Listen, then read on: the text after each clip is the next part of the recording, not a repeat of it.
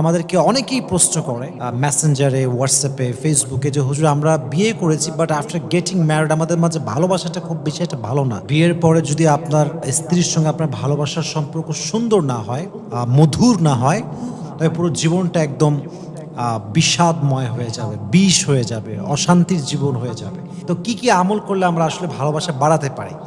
আজকে আমি কিছু দোয়া শেখাবো, কিছু আমল শেখাবো, যে আমলগুলো করলে স্বামী স্ত্রীর মাঝে ভালোবাসা তৈরি করে দিবে। একজন আওয়াজ দিয়ে বলেন, তিনি কে? আল্লাহ তৈরি করে দিবেন ইনশাআল্লাহ।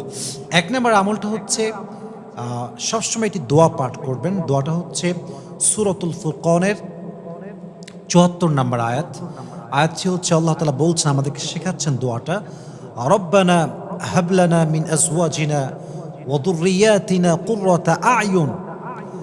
দোয়াটার অর্থ হচ্ছে, হে আল্লাহ, আপনি আমাদের স্ত্রী এবং আমাদের সন্তানদেরকে আমাদের চক্ষু শীতলের কারণ বানান, আমাদের মানসিক শান্তির কারণ বানান, আমাদের হৃদয় জোড়ানোর কারণ বানান, আমাদের হৃদয়ের শান্তির কারণ বানান। সকলেই পড়েন আমিন। এই দোয়াটা শুধুমাত্র বিয়ের পরেই পড়বেন। The matter is not like that. কেউ যদি ভালো জীবন সঙ্গী পেতে চায়, ভালো জীবন সঙ্গিনী পেয়ে নিজের জীবনটাকে সুন্দর করতে চায়, সেও যদি এই দোয়াটা বারবার বারবার পাঠ করে, আল্লাহ তাআলা তাকে উত্তম জীবন সঙ্গিনী দান করে। পড়েন আমিন।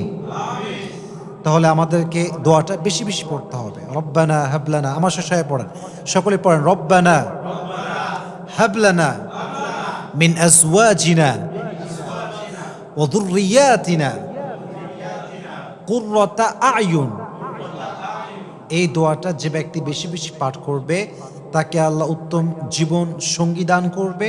পাশাপাশি আল্লাহ তাআলা বিবাহিত জীবনে স্বামী এবং স্ত্রীর মাঝে ভালোবাসার বন্ধনকে আরো শক্ত করে দিবে। সুবহানাল্লাহ পড়ে।